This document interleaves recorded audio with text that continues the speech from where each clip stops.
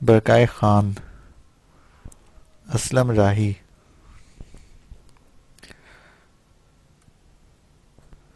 پیش لفظ۔ برقائے خان چنگیز خان کا پوتا، جس نے منگولوں میں سب سے پہلے اسلام قبول کیا، جو عالم اسلام کی حمایت میں ہلاکو خان سے ٹکرایا۔ برقائی خان ایک ناول ہی نہیں، منگولوں کے یورپ پر حملہ آور ہونے کی ایک مستند تاریخ بھی ہے۔ اس میں آپ کو مگیار، کرغیز اور باشکیری کے مسلمانوں، دریائے دولگا، دریائے دیاتکا، دریائے گاما، دریائے بیلایا کی وادیوں میں مارکا آرا ہوتے نظر آئیں گے۔ اس میں ان سرماؤں کی داستان بھی ملیں گی جنہوں نے ماسکو کی اینٹ سے اینٹ بجائی، دریائے نیپرا اور دریائے پچولا کے اس پار ہنگری اور پولینڈ کے دروازوں پر دستک دی، جن کے گھوڑوں نے دریائے ڈینیوب کا پانی پیا اور یورپ کے اندر آندھی اور طوفان بن کر داخل ہوئے۔ یہ ناول ایک ایسے موضوع پر مبنی ہے جس پر اس سے قبل تاریخی ناول نہیں لکھا گیا۔ اسلم راہی، M.A۔ قسط نمبر 1۔ سرما اپنے عروج پر تھا، برف باری زوروں سے جاری تھی۔ ایسے میں کوہستان یورال کی ایک چوٹی پر آگے پیچھے 2 گھوڑے نمودار ہوئے۔ اگلے گھوڑے پر ایک ایسا نوجوان جس کا بچپنا جوانی میں ڈھل چکا تھا، اپنے سامنے ایک انتہائی لاغر بوڑھے کو سمیٹے ہوئے تھا۔ پچھلے گھوڑے پر بچپنے کی منزلیں طے کر کے جوانی میں داخل ہوتا ایک لڑکا گھوڑے کو ایڑ لگاتے ہوئے اگلے گھوڑے سے قریب رکھنے کی کوشش کر رہا تھا۔ کوہستان یورال کی اس چوٹی پر نمودار ہونے کے بعد دونوں لڑکوں نے ایک دوسرے کی طرف دیکھا، کوئی فیصلہ کرنا چاہتے تھے کہ کوہستانی سلسلے سے ذرا نیچے فاصلے پر انہیں عصر کی اذان سنائی دی۔ اذان دینے والے کی آواز اور انداز ایسا تھا گویا وہ صدف ابرنیاء کی بارش، نظر میں لاکھوں چراغ روشن اور نفس میں نا آشنا انوکھے سخن کھڑے کر دے گا۔ اذان کی آواز کا اتار چڑھاؤ ایسا تھا جیسے لمحوں کے اندر وہ کوہستانوں کے بطن کی گوہریابی، دشت و دمن کی خوشتابی، جواں ارض کی شادابی میں اضافہ کرتا چلا جائے گا۔ اذان کی آواز کی لہریں یوں 400 بکھرنا شروع ہو گئی تھیں، گویا وہ کفر کی آندھی یلغار کے مقابلے میں قدم قدم پر زندگی کی معراج کھڑی کر رہی ہوں۔ اذان کی آواز روح بن کر رگ و پے میں سرایت کرنے لگی تھی۔ فطرت کے دستور کہن میں نگہتوں کے سیل رنگ و بو کے کاروانوں کی طرح صحراؤں کو چمن چمن میں نفس کو بوئے گل اور نظروں کو ہنستے پھولوں میں تبدیل کرنے لگی تھی۔ جب تک اذان ہوتی رہی دونوں لڑکے چپ چاپ اپنے گھوڑوں پر بیٹھے رہے۔ جو لڑکا بچپن کی منزلیں طے کر کے جوانی کی حدود میں داخل ہوا تھا، اس نے اپنے سامنے جس بوڑھے کو گود میں سمیٹ رکھا تھا، وہ بوڑھا بھی جب تک اذان ہوتی رہی بے حس و حرکت پڑا رہا۔ جب اذان ختم ہو گئی تب اس نے اپنے بدن کو حرکت دی۔ پھر جس لڑکے نے اسے اپنی گود میں سمیٹ رکھا تھا، اسے مخاطب کرتے ہوئے وہ کہہ رہا تھا، خریم، میرے بیٹے، مجھے نیچے اتارو، یہیں عصر کی نماز ادا کر لیتے ہیں۔ بوڑھے نے جس لڑکے کو خریم کہہ کر پکارا تھا، اس نے بوڑھے کے شانے پر بڑے پیار سے ہاتھ پھیرا، پھر بڑی عاجزی اور انکساری اور انتہائی میٹھی آواز میں اس بوڑھے کو مخاطب کرتے ہوئے وہ کہہ رہا تھا، اے پدر مہربان، عصر کی اذان ابھی ہوئی ہے، آپ دیکھتے ہیں برف باری زوروں سے جاری ہے، سامنے بستی دکھائی دے رہی ہے، میرے خیال میں اسی بستی میں جا کے عصر کی نماز ادا کرتے ہیں۔ اذان کی آواز بھی وہیں سے آئی ہے، جس کا مطلب ہے وہ بستی مسلمانوں کی ہے۔ اس پر بوڑھے نے ہمت کی، سیدھا ہو کر بیٹھا، پھر دوبارہ بول اٹھا، میرے بچے، کوہستانی سلسلے کی اس چوٹی سے وہ بستی نزدیک ہی دکھائی دیتی ہے، لیکن جب تم کوہستانی راستوں کی بھول بھلیوں سے ہوتے ہوئے وہاں پہنچو گے تو یاد رکھنا مغرب کا وقت ہو چکا ہوگا۔ آؤ گھوڑے سے اتریں اور تینوں باپ بیٹا نماز یہیں ادا کریں، اس کے بعد اپنے سفر کو جاری رکھتے ہیں۔ میرے بچے، جس مہم پر ہم نکلے ہیں وہ مہم زور سے پڑنے والی اس برف باری سے بھی زیادہ کڑی اور ہولناک ہے۔ کریم نے اس بار اپنے باپ کے اس مشورے پر کوئی حجت نہیں کی، پیچھے مڑا اور اپنے چھوٹے بھائی کو مخاطب کر کے کہنے لگا، کریز میرے بھائی نیچے اترو۔ بابا کو سہارا دے کر نیچے اتارتے ہیں۔ بابا یہیں عصر کی نماز ادا کرنے کے بعد آگے بڑھنا چاہتے ہیں۔ اس کے ساتھ ہی وہ خود بھی چھلانگ لگا کر گھوڑے سے نیچے اتر گیا۔ پھر سہارا دے کر اس نے اپنے باپ کو گھوڑے سے اتارا۔ اتنی دیر تک اس کا چھوٹا بھائی بھی اپنے گھوڑے سے اتر چکا تھا۔ تینوں میں سے بوڑھے کا نام مکروز تھا۔ بڑے لڑکے کا نام خریم بن مکروم اور چھوٹے کا نام قریز بن مکروم تھا۔ گھوڑے سے اترنے کے بعد بوڑھا لڑکھڑانے لگا۔ خریم نے اسے سہارا دے رکھا تھا۔ بوڑھے نے ایک نگاہ اپنے چاروں طرف دوڑائی، پھر برف پر ہاتھ پھیر کر اس نے تیمم کیا۔ لڑکوں نے بھی ایسا ہی کیا۔ پھر وہ تینوں باپ بیٹا فرش کی نماز ادا کرنے لگے تھے کہ گھوڑے لگتا تھا تربیت یافتہ تھے، اس لیے کہ جب وہ نماز ادا کرنے لگے تو دونوں کے نیچے دب جانے والی گھاس کو اپنے سموں سے ننگا کرنے کے بعد گھاس چرنے لگے تھے۔ نماز ادا کرنے کے بعد بوڑھا مکروم کچھ دیر بعد سوچتا رہا، پھر اس نے دعائیہ انداز میں اپنے ہاتھ اپنے سامنے کھڑے کیے۔ اس کی طرف دیکھتے ہوئے دونوں بیٹوں خریم اور قریز نے بھی دعا کے لیے اپنے ہاتھ بلند کیے۔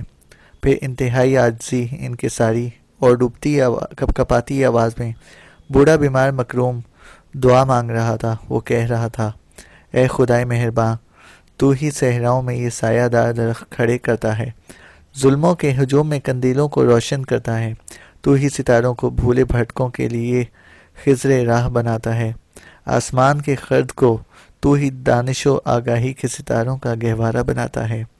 الہی، سامری کے مقابلے میں عصائے کلیم تیری سیام ذہنوں کے لیے روشنی، جانوں کے لیے زندگی کے نشان، پزمردہ گلوں کے لیے شبنم اور خون سے لالا کاری کرتے زخموں کے لیے مرہم تو ہی فراہم کرتا ہے۔ میرے مالک، تیرے حکم سے یہ اندھی زمین زر و جواہر اگلتی ہے، تیرے ہی حکم سے گزرتے وقت کے پیمانے اور وقت کے امکان میں ہست و بود کی ایک ایک خشت پر تقدیر رقم ہوتی ہے۔ صبح ازل سے شام ابد تک تو ہی بزم شہود کی رونقوں کو برقرار رکھنے والا ہے، تو ہی طلسمی جزیروں کو حسن کا گہوارہ، خیالات کی وادیوں کو شفق کا نظارہ، شوریدہ سری کو شنگرفی، صبحوں کا گہرا تبسم اور سرمئی شاموں کی فضاؤں کو تو ہی حسن و ماتاب کی ذو عطا کرتا ہے۔ تو ہی بہاروں کے نوخیز خوابوں کو چشم خورشید کی سی تجلی، وقت کی مسافت میں سمیٹے فاصلوں کے لیے تو ہی وجدان کے گم گشا گوہرے عیاں کرنے والا ہے۔ میرے اللہ، بنی نوع انسان کی سرشت میں تو ہی ہوش و دانش، جوش و جذبے، برودت و حرارت، ذکاوت و ذہانت، زیست کی دانائی و فراست بھرتا ہے۔ میرے اللہ، تو ہی حلیم و کریم ہے، رؤوف و رحیم ہے۔ ہم تینوں باپ بیٹا سرابوں کے فاصلے اور حروف کی طرح بند کفل جیسی کٹھن مہم پر نکلے ہیں۔ الہی، اس میں ہم تینوں کو کامیاب و کامران رکھنا۔ یہاں تک کہنے کے بعد بوڑھا زیر لب دعا مانگ رہا تھا۔ دعا کے لیے اس کے اور اس کے دونوں بیٹوں کے اٹھے ہاتھ برف سے بھر گئے تھے، اس لیے کہ برف باری تیزی سے جاری تھی۔ وہ دعا مانگ رہا تھا اور اس کے پیچھے اس کے دونوں بیٹے خریم اور قریز دونوں دعا کے لیے ہاتھ بلند کیے اپنے باپ کے الفاظ سن کر سسک رہے تھے۔ پھر مکروم نے دعا کے لیے اٹھے ہاتھ گرا دیے، اپنی نم آلود آنکھیں خشک کی۔ یہ صورتحال دیکھتے ہوئے اس کے پیچھے بیٹھے خریم اور قریز نے بھی ہاتھ گرا کر آنکھیں خشک کرنا شروع کر دی تھیں۔ پھر نحیف سی آواز میں مکروم نے اپنے بڑے بیٹے کو مخاطب کیا، خریم، میرے بیٹے، نماز تو ہم ادا کر چکے ہیں۔ بیٹے، تھوڑی دیر تک سورج غروب ہو جائے گا اور فضاؤں کے اندر تاریکیاں پھیل جائیں گی، آؤ یہاں سے کوچ کریں، اور جو نیچے بستی دکھائی دے رہی ہے رات اسی میں بسر کرتے ہیں، اس کے بعد دوبارہ اپنی منزل پر روانہ ہوں گے۔ ہو سکتا ہے اتنی دیر تک برف باری تھم جائے اور ہمارا سفر آسان ہو جائے۔ اپنے باپ کے ان الفاظ پر خریم بن مکروم اٹھ کھڑا ہوا، کہنے لگا، اے میرے محترم باپ، آپ نے درست کہا ہے۔ پھر اس نے اپنے باپ کو اپنے دونوں ہاتھوں پر اٹھایا اور گھوڑے پر بٹھا دیا۔ اتنی دیر تک قریش نے بھاگ کر اس کے گھوڑے کی باگ پکڑ لی تھی جس پر خریم نے اپنے باپ مکروم کو بٹھایا تھا۔ پھر خریم نے اپنے چھوٹے بھائی قریش کو مخاطب کیا، گھوڑے کی باگ مجھے دے دو، تم اپنے گھوڑے پر سوار ہو جاؤ۔ قریش نے فی الفور گھوڑے کی باگ خریم کو تھمائی۔ خریم نے ایک ہاتھ سے گھوڑے پر بیٹھے باپ کو تھامے رکھا اور دوسرا ہاتھ زین پر رکھنے کے بعد اس نے ایک جست لگائی اور اپنے باپ کے پیچھے گھوڑے پر سوار ہو گیا۔ اتنی دیر تک قریش بھی اپنے گھوڑے پر بیٹھ گیا۔ پھر گھوڑوں کو ہانکتے ہوئے دونوں بھائی کوہستانوں کی تجریدی ڈھلانوں سے اترتے ہوئے سامنے دکھائی دینے والی بستی کا رخ کر رہے تھے۔ بستی تک پہنچنے کے لیے انہیں کوہستانی سلسلے کی بھول بھلیوں میں سے ہو کر گزرنا پڑ رہا تھا۔ پھر ڈھلان ایسی تھی کہ آگے بڑھنے کی رفتار بھی خاصی سست تھی، لہٰذا وہ بستی کے قریب اس وقت پہنچے جس وقت فضاؤں کے اندر تاریکی پھیلنا شروع ہو گئی تھی، جو اس بات کی نشاندہی تھی کہ سورج غروب ہو رہا تھا۔ برف باری اب بھی جاری تھی۔ خریم اور قریش دونوں بھائی اپنے گھوڑوں کو ہانکتے ہوئے جس وقت اس بستی میں داخل ہوئے تو بستی میں عین اسی لمحہ مغرب کی اذان سنائی دی تھی۔ اذان کی آواز کو ذہن میں رکھتے ہوئے انہوں نے مسجد کا رخ کیا۔ دونوں بھائیوں نے اپنے گھوڑوں کو مسجد کے باہر آن روکا۔ خریم اپنے گھوڑے سے اترا تو اپنے باپ مکروم کو اپنے دونوں ہاتھوں میں سمیٹ کر گھوڑے سے نیچے اتارنا چاہا۔ باپ کراتے ہوئے بول اٹھا، خریم میرے بیٹے، لگتا ہے جس مہم پر ہم تینوں باپ بیٹے نکلے ہیں، میں اس مہم کی ابتدا اس کا انجام دیکھ نہ سکوں گا۔ بیٹے، میری تکلیف زیادہ بڑھ گئی ہے، اب تو گھوڑے سے اترا بھی نہیں جاتا۔ اتنی دیر تک چھوٹا بھائی قریش بھی اپنے گھوڑے سے اتر کر خریم کے پاس آن کھڑا ہوا۔ اپنے باپ کے ان الفاظ پر وہ اداس اور افسردہ ہو گیا تھا۔ چھوٹے بھائی کی موجودگی کا احساس کرتے ہوئے خریم نے فوراً اپنے آپ کو سنبھالا اور پھر مکروم کو مخاطب کرتے ہوئے کہہ رہا تھا، اے میرے باپ، میں دیکھتا ہوں کہ آپ کو تیز بخار بھی ہے، لاغر بھی ہو چکے ہیں، سردی بھی بہت زیادہ ہے۔ اس وقت ہم بستی کی مسجد کے سامنے کھڑے ہیں۔ اے میرے باپ، بستی کافی بڑی لگتی ہے، کوئی نہ کوئی طبیب ہوگا جس سے ہم دونوں بھائی آپ کا علاج کرا سکیں۔ بستی میں کوئی نہ کوئی سرائے یا بھٹیار خانہ ضرور ہوگا جہاں ہم سستے معاوضے پر رات بھی بسر کر سکیں گے۔ خریم کو کہتے کہتے رک جانا پڑا، اس لیے کہ اسی لمحہ ایک معمر شخص اس کے قریب آیا اور اسے مخاطب کرتے ہوئے کہنے لگا، نوجوان، تو کون ہے؟ تیری گفتگو میں نے اس بوڑھے کے ساتھ ساری تو نہیں سنی، اس سے میں نے اندازہ لگایا ہے کہ تم تینوں اس بستی میں اجنبی ہو اور تینوں شاید باپ بیٹے بھی ہو۔ خریم نے غور سے اس شخص کی طرف دیکھا، پھر دھیمے لہجے سے کہنے لگا، آپ کا اندازہ درست ہے، ہم تینوں باپ بیٹے ہیں۔ میرا نام خریم ہے، میرے باپ کا نام مکروم، اور یہ میرا چھوٹا بھائی ہے، اس کا نام قریش ہے۔ ہم تینوں ایک ایسی مہم پر نکلے ہیں جہاں زندگی ہمارا استقبال بھی کر سکتی ہے اور موت ہم سے بغلگیر بھی ہو سکتی ہے۔ راستے میں ہمارا باپ بیمار ہو گیا تھا، ہم نے یہ سفر بڑی مشکل سے کیا ہے اور اب بھی ہم نے بہت آگے جانا ہے۔ قبل اس کے کہ وہ بوڑھا مزید کچھ پوچھتا، خریم کا باپ مکروم بول اٹھا، خریم میرے بیٹے، مجھے سہارا دے کر نیچے اتارو، میں چاہتا ہوں اس بستی کی مسجد میں نماز ادا کروں، شاید یہ میری زندگی کی آخری نماز ہو، وضو نہیں کر سکوں گا، تیمم کر لوں گا، میرے بچے مجھے اٹھا کر مسجد کے اندر لے چلو۔ جس وقت خریم اپنے باپ کو اپنے دونوں ہاتھوں میں سمیٹ کر نیچے اتارنے لگا تھا، وہ بوڑھا آگے آیا اور خریم کو مخاطب کر کے کہنے لگا، عزیز بیٹے، میرا نام غلزئی ہے، میں الحمدللہ مسلمان ہوں اور اس بستی کے زیادہ تر لوگ قپچاق، ترک اور مسلمان ہیں۔ دیکھو، تمہیں فکر مند ہونے کی ضرورت نہیں، اگر تم تینوں اجنبی ہو اور ایک خطرناک مہم پر نکلے ہو تو پھر تم تینوں کو فکر مند ہونے کی ضرورت نہیں، تم تینوں کسی سرائے نہ ہی کسی بھٹیار خانے میں قیام کرو گے۔ آؤ پہلے نماز ادا کرتے ہیں، پھر میں تمہیں اپنے ساتھ اپنے گھر لے جاؤں گا۔ تم تینوں کی حیثیت میرے ہاں معزز مہمان کی ہوگی۔ آؤ، جماعت کھڑی ہونے والی ہے، پہلے خدائے قدوس کو یاد کریں، اس کے بعد کوئی اور کام کریں۔ خریم نے فوراً اپنے باپ کو اپنے دونوں ہاتھوں میں سمیٹ کر نیچے اتارا۔ دونوں گھوڑوں کو وہیں چھوڑ دیا گیا۔ پھر وہ مسجد میں داخل ہو کر نماز ادا کر رہے تھے۔ نماز ادا کرنے کے بعد وہ نکلے۔ خریم نے پہلے کی طرح اپنے باپ کو گھوڑے پر بٹھایا، پھر خود کو اس کو سہارا دینے کے لیے گھوڑے پر سوار ہو گیا۔ پھر وہ بوڑھا جس نے اپنا نام غلزئی بتایا تھا، جوان کی مہمانداری کے لیے جو ان کی مہمانداری کے لیے تیار ہوا تھا، اس کو مخاطب کر کے خریم کہنے لگا، میرے محترم، آپ دوسرے گھوڑے پر سوار ہو جائیں۔ اس پر بوڑھا مسکرایا، کہنے لگا، بچے، فکر مند ہونے کی ضرورت نہیں ہے، میری حویلی یہاں قریب ہی ہے، تم دونوں بھائی گھوڑوں کو لیے میرے پیچھے پیچھے آؤ۔ قریش اپنے گھوڑے پر سوار نہیں ہوا، بلکہ بھائی کے پیچھے پیچھے اپنے گھوڑے کی باگ پکڑ کر چلنے لگا۔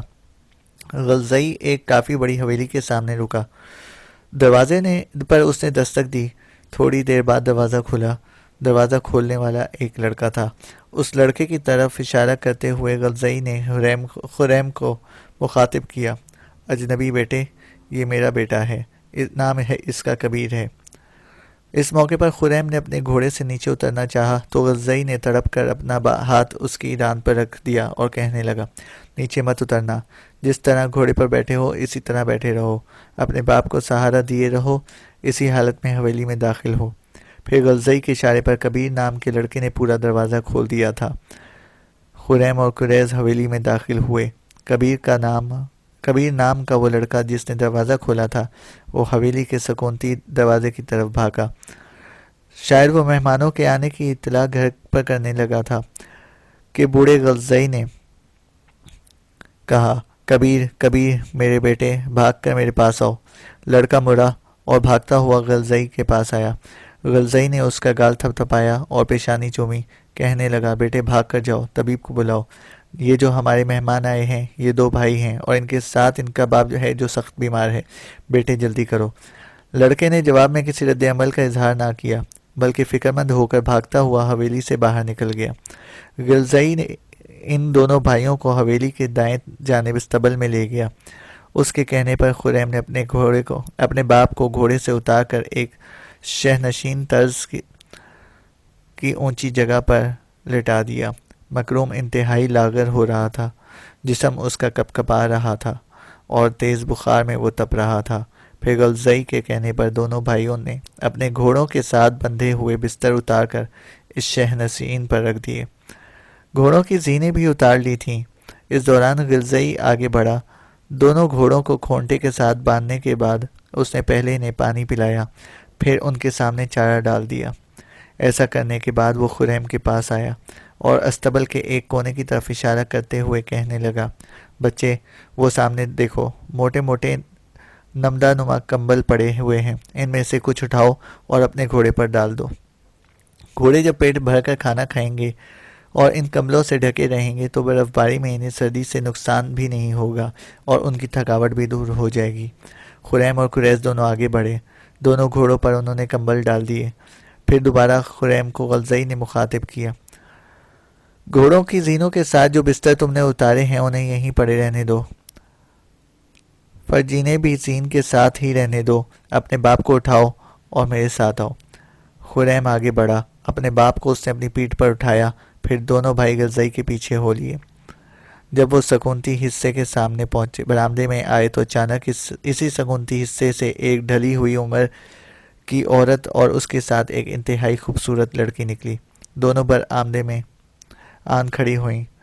ان دونوں کی طرف دیکھتے ہوئے غلزئی مسکراتے ہوئے بولا، خریم میرے بیٹے، یہ میری بیوی ہے، اس کا نام لبید ہے، اس کے ساتھ میری بیٹی ہرما ہے۔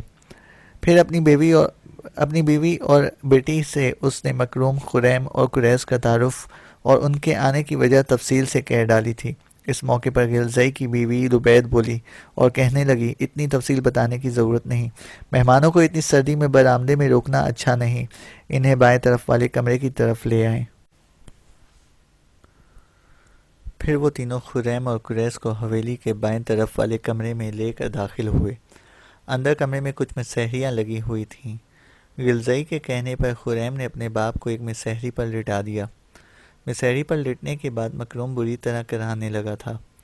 اپنے باپ پر خریم نے ایک فکر مند سی نگاہ ڈالی۔ اتنی دیر تک ہرما جو بھی بچپن سے جوانی میں داخل نہ ہوئی تھی، اپنے باپ گلزئی کا اشارہ پا کر بھاگتی ہوئی گئی اور جلد ہی لوٹ آئی۔ وہ ایک کافی موٹا لحاف اٹھائے ہوئے تھی جو اس نے مسحری پر لیٹے مکروم پر ڈال دیا تھا۔ کمرہ خوب گرم ہو رہا تھا، اس لیے کہ کمرے کے اندر آتش دان میں آگ خوب بھڑک رہی تھی۔ اس موقع پر خریم کچھ دیر تک بڑے افسوس بڑے دکھ بھرے انداز میں اپنے باپ کی طرف دیکھ رہا تھا۔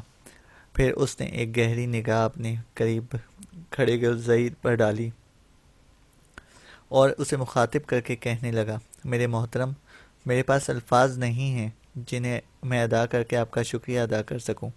میں جانتا ہوں زمین کے اس پست و بلند خیر و شر کی جولان گاہ میں کوئی کسی کے کام نہیں آتا۔ یہاں سرمایہ داروں کے وقار مفلسوں کی بے زری کے درمیان تعمیر و تخریب اور امن و دو کی تفریق جیسی اضطراب و کرب بھری کشمکش جاری ہے۔ میرے محترم، جس مہم پر ہم نکلے ہیں وہ محرومیوں کے ساتھیوں اور دل خراشی سے اٹی ہوئی ہے۔ اگر اس مہم سے کبھی نجات ملی تو آپ کے اس احسان کا بدلہ ضرور چکاؤں گا۔ گلزئی آگے بڑھا، خریم کو اس نے اپنے ساتھ لپٹا لیا، کہنے لگا، بیٹے، مسجد کے سامنے بھی تمہیں بیٹا کہا تھا۔ یہ بڑا عظیم، بڑا محترم رشتہ ہے۔ اس رشتے کو سامنے رکھتے ہوئے جو الفاظ کہے گئے ہیں وہ ادا نہیں کرنے چاہیے تھے۔ بیٹے، تمہارے ساتھ سب سے بڑا میرا دینی نسبت کا رشتہ ہے، اور پھر انسان کے کام نہیں آئے گا تو یہ کام حیوان تو کر نہیں سکتے۔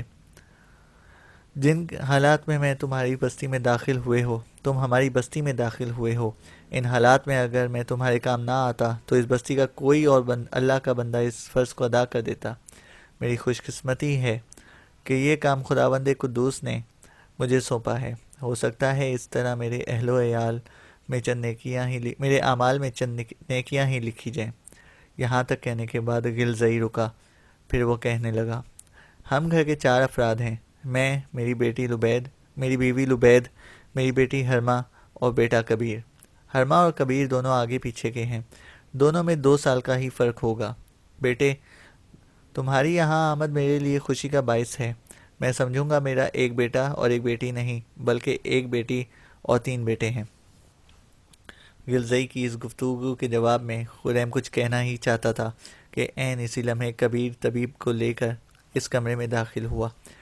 بڑی خوش طبعی سے گلزئی نے اس طبیب کا استقبال کیا، پھر آگے بڑھ کر اس نے مکروم کے اوپر سے تھوڑی سی رضائی ہٹائی اور طبیب کو اسے دیکھنے کے لیے کہا۔ طبیب آگے بڑھا، تھوڑی دیر تک وہ نبض دیکھتا رہا۔ اس کے چہرے پر فکر مندی کے سائے تھے۔ اس کی اس حالت کو صرف گلزئی نے بھانپا تھا، اس لیے کہ وہ اس کے برابر کھڑا تھا، جبکہ خریم اور قریظ اور دوسرے افراد طبیب کے پیچھے کھڑے تھے۔ اس موقع پر گلزئی نے طبیب کے تاثرات دیکھتے ہوئے اسے مخصوص اشارہ کیا، جس پر وہ طبیب نبض دیکھنے کے بعد کہنے لگا، انہیں تیز اور سخت بخار ہے، لاغر بھی ہو چکے ہیں۔ میں دوا دیتا ہوں، سردی سے انہیں بچا کے رکھیے گا، ان کا خیال بھی رکھیے گا۔ اس کے ساتھ ہی اپنے چرمی تھیلے میں سے کچھ دوائیاں نکال کر طبیب نے گلزئی کو تھما دی۔ گلزئی نے اپنے لباس کے اندر سے چند سکے نکال کر طبیب کو پیش کیے۔ اس موقع پر خریم فوراً آگے بڑھا، اپنے لباس کے اندر سے اس نے کچھ سکے نکالے اور گلزئی کو مخاطب کر کے کہنے لگا، آپ جو زحمت کر چکے ہیں میرے خیال میں اس قدر ہی کافی ہے، آپ طبیب کو کچھ نہ دیجیے گا۔ گلزئی نے فوراً اس کے منہ پر ہاتھ رکھ دیا اور کہنے لگا، بیٹے، میزبان کے سامنے مہمان اس طرح نہیں بولتے، چپ چاپ بیٹھے رہو۔ پھر طبیب کو گلزئی نے اپنے ساتھ آنے کے لیے کہا۔ طبیب گلزئی کے ساتھ باہر نکلا۔ حویلی سے باہر نکل کر سوالیہ انداز میں طبیب کی طرف دیکھتے ہوئے گلزئی نے پوچھ لیا، خیریت تو ہے؟ مریض کی نبض دیکھتے ہوئے تمہارے چہرے پر مایوسی تھی، اس نے مجھے فکر مند کر دیا ہے۔ اس پر طبیب کہنے لگا، کیا یہ آپ کے گھر میں مہمان ہیں؟ گلزئی نے فکر مندی سے طبیب کی طرف دیکھا، کہنے لگا، تمہارا اندازہ درست ہے، یہ مہمان ہیں اور تھوڑی دیر پہلے یہاں آئے ہیں۔ اس پر طبیب کہنے لگا، اگر یہ معاملہ ہے تو پھر یہ شخص بچ نہیں سکے گا۔ ایک تو اس کی بیماری ایسی ہے جس سے اس کو نجات نہیں ملے گی، دوسرے اسے سرسام ہو چکا ہے جس کا کوئی علاج نہیں ہے، میرے خیال میں آج رات ہی بمشکل ہی نکالے گا۔ غلزئی فکر مند ہو گیا۔ طبیب چلا گیا تھا۔ غلزئی تھوڑی دیر تک وہاں سر جھکائے کھڑا رہا، پھر حویلی کے اندر داخل ہوا۔ اپنے آپ کو اس نے سنبھال لیا تھا۔ دوبارہ اس کمرے میں آیا۔ ابھی تک سب وہاں کھڑے تھے۔ اپنے چہرے پر خوش طبعی کے آثار پیدا کرتے ہوئے اس نے خریم کو مخاطب کیا۔ تم دونوں بھائی یہاں اجنبیوں کی طرح کیوں کھڑے ہو؟ بیٹھ جاؤ۔ کہا نا، اب میرا ایک نہیں 3 بیٹے اور 1 بیٹی ہے، پھر بھی تم اجنبیت برت رہے ہو۔ خریم، کبیر اور قریظ ایک نشست پر بیٹھ گئے۔ سامنے والی نشست پر لبید اور حرمہ بیٹھنے لگی تھیں کہ غلزئی نے ان دونوں کو مخاطب کیا۔ تم دونوں ماں بیٹی یہاں نہ بیٹھو، میرے ساتھ آؤ، کھانے کا اہتمام کرو، مگر جلدی، ایک لمبا سفر طے کر کے آئے ہیں، انہیں بھوک لگی ہوگی۔ اس کے ساتھ ہی ان دونوں کو وہ باہر لے گیا تھا۔ غلزئی انہیں مطبخ میں لے گیا اور بڑی رازداری سے مخاطب کر کے کہنے لگا۔ طبیب مایوس ہو گیا ہے۔ اس کا کہنا ہے کہ ان دونوں لڑکوں کا باپ نہیں بچے گا۔ میں چاہتا ہوں تم دونوں ماں بیٹی جلدی جلدی کھانا تیار کرو، اکٹھے بیٹھ کر کھانا کھاتے ہیں، اس طرح انہیں کچھ ڈھارس ہوگی۔ لبید کہنے لگی، آپ کبیر کو میرے پاس بھیجیں، کھانا تیار ہے، آپ چاروں کمرے میں جا کر بیٹھ جائیں اور کھائیں، ساتھ ہی ان کے بوڑھے بیمار باپ کو بھی کھلائیں۔ ہم دونوں ماں بیٹی اپنے لیے کھانا تیار کر کے یہیں کھا لیتی ہیں۔ غلزئی نے اس سے اتفاق کیا۔ پھر کبیر کھانے کے برتن اٹھا کر اسی کمرے میں لے گیا۔ کھانا اس کمرے میں جب آیا تو سب سے پہلے خریم اٹھ کر اپنے باپ کے پاس گیا اور بڑی محبت، بڑے احترام میں اسے مخاطب کر کے کہنے لگا، پدر محترم، ہمارے ان نیک دل مہمانوں نے کھانا تیار کر دیا ہے، میں آپ کو اٹھا کر آپ کے پیچھے بیٹھتا ہوں، آپ کو کھانا کھلاتا ہوں۔ مکروم منہ سے کچھ نہ بولا۔ وہ اس طرح ہانپ رہا تھا جیسے کوئی لمبی مسافت کر کے آیا ہو۔ ساتھ ہی اس نے ہاتھ کے اشارے سے خریم کو کھانا لانے سے منع کر دیا تھا۔ خریم نے پھر اپنے باپ کو مخاطب کیا، اے میرے محترم باپ، بھوکا رہنے سے آپ کی بیماری زیادہ زور کر جائے گی، کچھ کھائیں تاکہ آپ کے اندر توانائی آئے۔ اور آپ، بڑی مشکل سے اپنے ہاتھ کو بلند کرتے ہوئے مکروم نے خریم کے منہ پر اپنا ہاتھ رکھا، پھر دوبارہ اس نے نفی میں ہاتھ ہلاتے ہوئے کھانا کھانے سے انکار کر دیا تھا۔ پھر انتہائی نحیف آواز میں مکروم نے خریم کو مخاطب کیا، میرے عزیز بیٹے، اپنے میزبانوں کے ساتھ قریظ کو لے کر بیٹھو، دونوں بھائی کھانا کھاؤ، ان میزبانوں کی مہربانی کہ یہ ہمارا اس قدر خیال کر رہے ہیں۔ مجھے بھوک نہیں، تم کھاؤ۔ اگر تم دونوں بھائی بیٹھ کر میزبانوں کے ساتھ کھانا کھاتے ہو تو اس میں میری خوشی، میرا ذہنی سکون ہے۔ اب جاؤ۔ خریم پیچھے ہٹ گیا۔ پھر دونوں بھائی غلزئی اور کبیر کے ساتھ بیٹھ کر کھانا کھانے لگے۔ کھانے کے بعد حرمہ آ کر کھانے کے برتن اٹھا کر لے گئی۔ پھر دونوں ماں بیٹی بھی ان کے پاس آ کر بیٹھ گئیں۔ اس موقع پر غلزئی کی بیوی لبید نے خریم کو مخاطب کیا، بیٹے، میں تمہارے متعلق تمہارے آنے کے ساتھ ہی پوچھنا چاہتی تھی، لیکن میں تم دونوں کے متعلق فکر مند بھی تھی کہ تم لوگ بھوکے پیاسے ہو، لمبی مسافت کر کے آئے ہو۔ اب جب کہ تم کھانا کھا چکے ہو تو بیٹے، کیا تم بتاؤ گے کہاں سے آئے ہو، کس مہم پر نکلے ہو؟ جواب میں خریم نے کچھ سوچا، پھر وہ کہہ رہا تھا، خاتون محترم، میں کیا کہوں، میرا باپ ترک خانہ بدوشوں کے قبیلے گلیار سے تعلق رکھتا ہے۔ یہ ترکوں کا ایک انتہائی اہم قبیلہ ہے، اور اب بھی اس قبیلے کے لوگ اکثر و بیشتر خانہ بدوشی کی زندگی بسر کرتے ہیں۔ خانہ بدوشی کی زندگی بسر کرتے ہوئے میرا باپ، میرا دادا، میرے چچا مسلمانوں کے علاقوں کی طرف نکل گئے تھے۔ وہیں ہمارے قبیلے نے اسلام قبول کیا۔ پھر ہمارے دادا کا عرب تاجروں کے ساتھ اٹھنا بیٹھنا ہوا، جو خانہ بدوشوں کی طرح مال ایک شہر سے دوسرے شہر لے جا کر فروخت کیا کرتے تھے اور خوب نفع کماتے تھے۔ میرے دادا، میرے باپ اور میرے باپ کے بھائیوں نے بھی یہی کام شروع کر دیا۔ میرے دادا کے ایک عرب تاجر کے ساتھ انتہائی گہرے مراسم ہو گئے۔ دونوں ایک دوسرے کی دیانتداری اور وفا شعاری پر بھروسہ کرتے ہوئے ایک دوسرے سے تعاون کرنے لگے اور خوب منافع بھی کمانے لگے۔ وہ عرب تاجر میرے دادا، میرے باپ اور میرے باپ کے بھائیوں سے بے حد خوش ہوا۔ اس عرب تاجر کی 2 بیٹیاں تھیں۔ ایک کی شادی اس نے اپنے بھتیجے سے کر دی اور ایک کی میرے باپ سے۔ ہمارا باپ گلیار ترک ہے، لیکن ہماری ماں عرب تھی۔ اس طرح ہم ہنسی خوشی زندگی بسر کرنے لگے تھے۔ لیکن برا ہوا حالات کا۔ چند سال پیشتر ہمارے ساتھ ایک بہت بڑا المیہ اور سانحہ پیش آیا۔ وہ کچھ اس طرح کہ دریائے دولگا کہ انتہائی شمال میں جہاں دریائے دولگا سائبیریا کے برفستانوں کی طرف سے آتا ہے۔ ان علاقوں کے رہنے والے سلاف قوم کے خانہ بدوش تھے۔ وہ بھی ہمارے گلیار قبیلے کی طرح اپنے جانوروں کے لیے چراہ گاہوں کی تلاش میں رہتے تھے، اور ہماری طرح وہ بھی اپنے جانوروں بھیڑ بکریوں کے ساتھ دریائے ڈون سے لے کر دریائے امبا تک پھیلی چراہ گاہوں سے مستفید ہوتے تھے۔ مشرق میں صرف وہ بخارا تک آتے تھے، اس کے بعد یہاں سے لوٹ جاتے تھے۔ یہ سلاف قبیلہ جو خانہ بدوش تھا، مذہب کے لحاظ سے وہ بدھ مت تھے۔ ہمارے دادا کا ان سے خوب ملنا جلنا تھا۔ اس کا سردار میرے دادا کی خوب قدر کرتا تھا۔ اکثر و بیشتر ان کے مذہبی نمائندے گلیار ترکوں کے پاس آتے اور گلیاروں کو بدھ مت قبول کرنے کی ترغیب دیتے اور اکساتے، مگر ہمارے گلیاروں میں سے کسی نے بھی بدھ مت قبول نہیں کیا۔ جب سلاف قبیلے والوں کو خبر ہوئی کہ گلیار ترکوں نے اسلام قبول کر لیا ہے، تب انہیں بے حد دکھ ہوا اور صدمہ ہوا اور وہ گھات میں رہے۔ پھر ایک موقع پر وہ ہمارے قبیلے پر شب خون کے انداز میں حملہ آور ہوئے۔ انہوں نے میرے دادا، میرے باپ کے سارے خاندان کے علاوہ میرے نانا، میری ماں، میرے خالو، میری خالہ اور دوسرے بہت سے عزیز و اقارب کو، ترکوں اور عربوں کو موت کے گھاٹ اتار دیا۔ میرا باپ ہمیں اور میرے ایک خالہ زاد کو نہ کسی طرح بچانے میں کامیاب ہو گیا۔ ہمارا ترک قبیلہ جس عرب قبیلے کے ساتھ تجارت کرتا تھا، ان دونوں کا بڑا نقصان ہوا، لیکن جلد ہی تجارت دوبارہ شروع کر کے اپنے حالات کو استوار کرنا شروع کر دیا۔ ساتھ ہی یہ بھی فیصلہ کیا گیا کہ سلاف خانہ بدوشوں سے انتقام ضرور لینا چاہیے۔ ہم جلد انتقام نہ لے سکے، اس لیے ہمارے اور عرب قبیلے کے اس قدر جوان اور باہمت افراد تھے، سب کو سلافوں نے موت کے گھاٹ اتار دیا تھا۔ اس طرح انہوں نے اپنے مقابلے میں ہمیں کمزور کر دیا۔ میں اس سے پہلے ذکر کر چکا ہوں کہ میری ماں عرب تھی، باپ گلیار ترک۔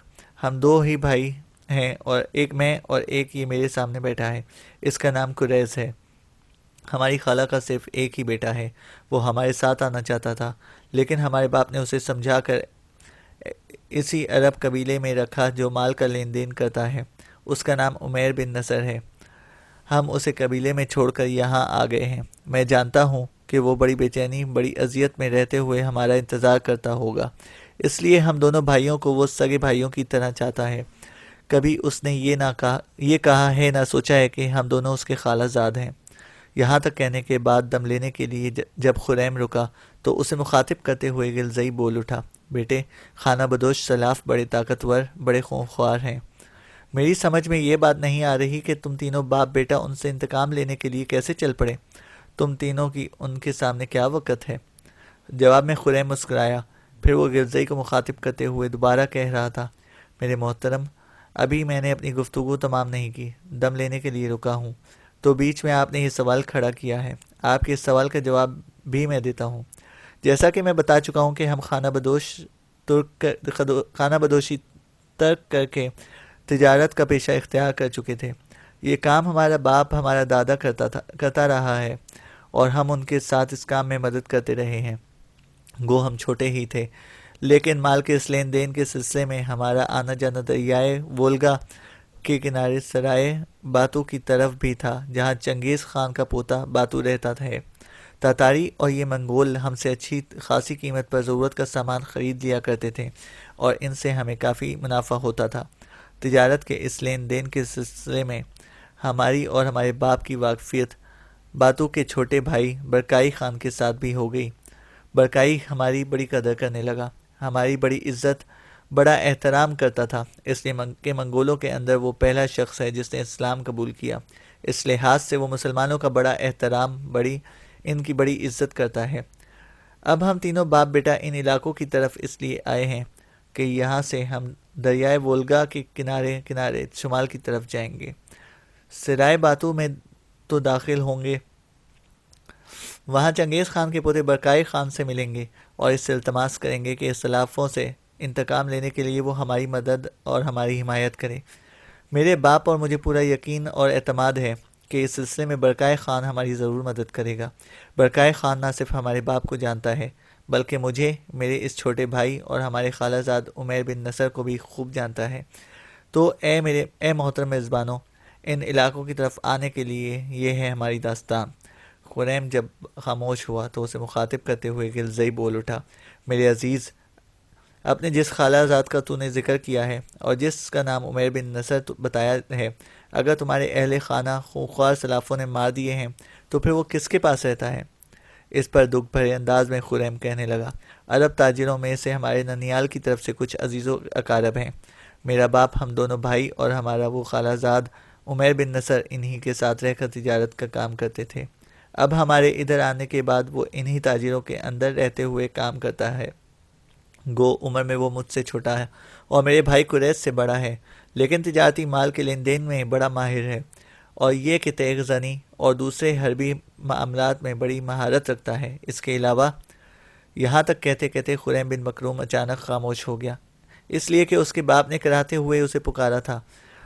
اس پر وہ اٹھ کھڑا ہوا، بھاگتا ہوا اپنے باپ کی طرف گیا۔ اس کے پیچھے پیچھے قریش اور دوسرے سب لوگ بھی مکروم کی طرف ہو لیے۔ خریم آگے بڑھا، مسحری کے قریب وہ فرش پر بیٹھ گیا، اپنے باپ کا ہاتھ اپنے دونوں ہاتھوں میں لے کر اس نے بوسہ دیا، پھر بڑی عقیدت اور ارادت بھری آواز میں کہنے لگا، اے میرے محترم باپ، کیا بات ہے؟ اس پر مکروم تھوڑی دیر تک ہونٹ کاٹتا رہا، اس کی آنکھیں اس وقت نمی سے بھری ہوئی تھیں۔ اس کی یہ حالت دیکھتے ہوئے خریم اور قریش دونوں رو دیے۔ پھر مکروم کی دکھ بھری آواز سنائی دی، خریم میرے بیٹے، ہر انسان کو ایک نہ ایک روز اس جہان فانی سے کوچ کرنا ہے۔ سنو، میری آخری سانسیں میرے حواس پر لہرا رہی ہیں۔ خریم بن مکروم نے تڑپ کر اپنا ہاتھ اپنے باپ کے منہ پر رکھ دیا اور کہنے لگا، اے میرے باپ، ایسی گفتگو نہ کریں۔ ساتھ ہی وہ رو بھی دیا۔ قریش مسحری پر سر رکھ کر رونے لگا تھا۔ پھر جب خریم نے اپنا ہاتھ ہٹایا تب کپکپاتی آواز میں مکروم پھر کہہ رہا تھا، میرے منہ پر ہاتھ نہ رکھو، جو میں کہتا ہوں وہ غور سے سنو، اسے میری آخری نصیحت جان کر اپنے ذہن کے کرتاس پر لکھتے جانا۔ سنو میرے بچے، اس کائنات کے شب و روز بھی عجیب و غریب ہیں۔ یہاں کہیں سراب ہونٹوں کے ساتھ گین میں قطرہ قطرہ زہر برساتا ہے، کہیں نور کے جال بنتی کرنیں ریزہ ریزہ اپنے ملبوس کے دکھ کے شگوفے بنتی ہیں، کہیں خزاں کے طوفانی جھونکے چیختے ہیں، کہیں سرما کے ابتدائی چاند کی وحشی روشنی رقص کشاں ہوتی ہے، کہیں صوفشاں خواب آمیز مناظر کو لالا گو روشنیاں ساکت کرتی ہیں، اور کہیں سیاپوش فضاؤں اور نیلگوں وسعتوں میں شاخساروں سے ابھرتے نوحے جنم لیتے ہیں۔ بچے، یہ کائنات بڑا متنوع مزاج رکھتی ہے۔ اس میں کہیں ٹوٹتے ستاروں کا غبار ہے، کہیں درد کے لمحوں کی آبشاریں ہیں، کہیں نفرت کے رنگ اور حقارت کے سنگ کے سامنے صبر کے نشانات مٹتے ہیں، رفاقت کے شیشے کٹتے ہیں، کہیں ستم کی آندھیاں اور لہو کی بارش انسان کے شیشہ جاں کو ریزہ ریزہ کر جاتی ہیں۔ میرے بچے، ان حالات میں کامیاب انسان وہی ہے جو وقت کو اپنی گرفت میں رکھتا ہے۔ یاد رکھنا، وقت زمین کے لیے نقش گر شب و روز بھی ہے اور صورت گر تبسم فروش بھی۔ وقت دوہر کی رسوم کی قیود سے آزاد رہ کر بقا آفرینی منزلوں کا تعین بھی کرتا ہے اور کبھی کبھی بصیرت کی راہیں مسدود بھی کر دیتا ہے۔ میرے بچے، میں جانتا ہوں تو ابھی بالغ نہیں ہوا، تیرا بچپنا تیری جوانی گلے ملنے کی کوشش میں ہے۔ میرے عزیز فرزند، میرے بعد لوگ شباب کے چھلکتے ساغر کے لیے تجھے بدی کے رکے رکے زیر لب پیغام دیں گے، مستی کے میں قدوں میں تجھے سرشار کرنے کے لیے تجھ پر دوشیزاؤں کے عہد شباب کی بارش کریں گے۔ بہت سے لوگ تیرے سامنے جوانیوں کا روپ ٹوپ، جوبن کا سندر بن، مدھر بادلوں کا لوچ اور شباب کے امٹتے طوفانوں کو سجا کر تیرے سامنے آتش اسیاں بھڑکانے کی کوشش کریں گے، تیرے قدموں کو لغزش شدہ کرنے کی کوشش کریں گے۔ میرے بچے، ایسے لوگوں کی راہ پر نہ چلنا۔ اگر تو ایسا کرے گا تو یاد رکھنا، یہ لوگ اپنے مکروہ دل آزار ارادوں سے تجھے شب و روز کا بے منزل اسیر کر دیں گے، تیرے دل میں عظمت کی کوئی خواہش نہ رہنے دیں گے، اور وقت تمہیں اپنے پاؤں تلے کچلتا ہوا نکل جائے گا۔ میرے بچے، میرے بعد اپنے چھوٹے بھائی کا خیال رکھنا، اپنی ذات کی بھی حفاظت کرنا۔ یاد رکھنا، جہالت کے پتلے بدی کے گماشتے نیک انسانوں کو دھول میں بکھری شام جیسا کر کے رکھ دیتے ہیں۔ یہ لوگ بدی کی الغار کرتے ہوئے جسموں کو ریزہ ریزہ، روح کو لخت لخت، ہر انسان کو قلب دریدہ غم گزیدہ بنا کے رکھ دیتے ہیں۔ جب انسان اس حالت کو پہنچتا ہے تو پھر لکھ رکھنا نہ اسے اپنی حرکت پر قابو نہ اپنی گویائی پر چارہ رہتا ہے۔ شاید تو سمجھے گا کہ میں بوڑھا ہو گیا ہوں اور اس لیے تم سے یہ باتیں کر رہا ہوں۔ یاد رکھنا بڑھاپا اپنے دامن میں وسیع و عریض تجربہ رکھتا ہے، اور پھر بڑھاپے، جوانی اور بچپنے میں بڑا عظیم فرق ہے۔ میرے بچے، بڑھاپا ایک کربناک بیداری، جوانی بچپنا ایک سہانا خواب ہے۔ بڑھاپا تجربے کی آنکھ سے آنے والے منڈلاتے خطرات جھانک لیتا ہے، جبکہ بچپنا اور جوانی موت کی منتظر زندگی کے قفس میں مکتب میں زیر تربیت انجان شاگرد کی حیثیت رکھتا ہے، فطرت جن کی مصلحہ ہوتی ہے۔ میرے بچے، قریش چھوٹا ہے، میرے بعد خداوند قدوس، اور اس کے بعد تو ہی اس کا رکھوالا ہے، تو ہی اس کا نگہدار ہے، تو بڑا ہے، اس سے سمجھدار بھی ہے۔ میرے بعد میرے گم گشتہ ماہ و سال کا تو ہی ساحل ہوگا، میرے ناکردہ گناہوں کا تو ہی جراح بنے گا، میری خواہشوں کے انگنت اور آگ کا تو ہی محافظ ہوگا۔ میرے بیٹے، جس مہم پر ہم نکلے ہیں اس سے آنکھیں مت پھیرنا۔ برکائے خان کے پاس جانا، وہاں تجھے اپنا تعارف کرانے کی ضرورت ہے، نہ ہی میرا حوالہ دینے کی ضرورت ہے، اس لیے کہ وہ تجھے جانتا ہے، تو اسے پہچانتا ہے، وہ تجھے چاہتا بھی ہے، تجھ سے محبت بھی کرتا ہے۔ اس سے مل کر اپنے دشمنوں کی ہر گلی، ہر کوچہ و بازار کو خونی دلدل میں بدل دینا، اس لیے کہ میرے اعمال کے دھبوں کا میرے بعد تو ہی دھونے والا ہے۔ میرے بیٹے، جن لوگوں کے خلاف ہم نکلے ہیں وہ سوختہ بستیوں میں تشدد کی الغار کرنے والے، تنگ و تاریک گلیوں میں لاشوں کے انبار لگانے والے ہیں۔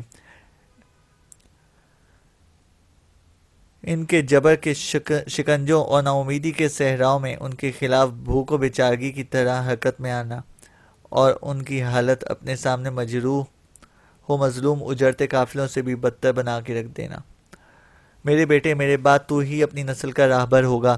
دشمن سے ٹکرانا، رجس خواں حشر سامانیوں اور کرچی کرچی کر دینے والی صداؤں کی طرح انہیں اپنے سامنے زیر کرنے کی کوشش کرنا۔ میرے فرزند، ایک بات یاد رکھنا، قدم قدم پر مظلوم کے لیے چارہ گر ثابت ہونا اور کبھی بھی ظالم سے رعایت برتنے کی کوشش نہ کرنا۔